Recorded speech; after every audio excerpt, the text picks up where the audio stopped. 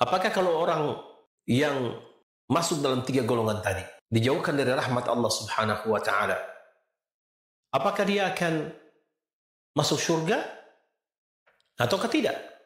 Sementara kita ketahui bahwasanya kita masuk surga bukan karena amalan kita, tetapi karena rahmat Allah Subhanahu wa taala. Nah, disinilah penting para pemirsa sekalian, ada yang namanya taubatan nasuha. Apapun kesalahan kita kepada Allah, maka wajib bagi kita untuk bertaubat kepada Allah Subhanahu wa taala. Wa tubu ila Allahi jami'an ayyuhal mu'minun. Hendaklah kita semuanya bertaubat kepada Allah Subhanahu wa taala dengan sebenar-benar taubat. Apakah ketiga orang yang melaksanakan ini terjerumus ke dalam kesalahan?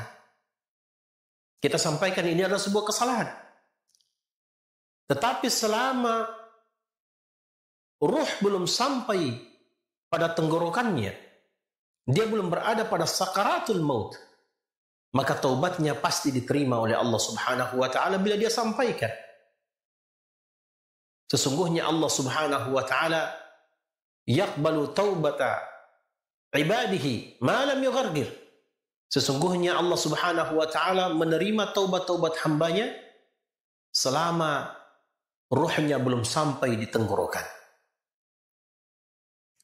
Maka apabila kita melakukan kesalahan-kesalahan ini dan kita tidak bertobat kepada Allah Subhanahu wa taala, maka dikhawatirkan kita tidak akan dimasukkan ke dalam surganya Allah Subhanahu wa taala. Maka pentingnya bertobat. Dan ingat para pemirsa sekalian, penghuni surga bukanlah orang-orang yang tidak pernah melakukan kesalahan. Tetapi penghuni surga adalah orang yang mungkin terjerumus ke dalam perkara kesalahan, tetapi dia kemudian memutihkan kesalahan-kesalahannya dengan bertaubat kepada Allah Subhanahu wa taala dan beristighfar kepada Allah Subhanahu wa taala. Dan tentu orang-orang yang terjebak dalam kesalahan-kesalahan ini bertingkat-tingkat.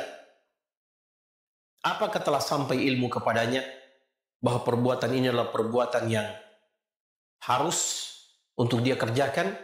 Siapa tahu ada di antara orang-orang yang masih jahil, contohnya tentang bersalawat kepada Rasul. Maka kita perlu mengajarkannya. Kita perlu untuk menyampaikan kepadanya agar dia tahu kalau dia mendengarkan nama Rasul, wajib baginya untuk kemudian bersalawat kepada Rasulullah sallallahu alaihi wasallam. Ketika dia mendengarkan nama Nabi disebutkan, maka diwajibkan baginya untuk bersalawat kepada Rasulullah sallallahu alaihi wasallam. Allahumma salli ala Muhammad wa ala alihi wa ashabihi ajma'in. Barakallahu fikum.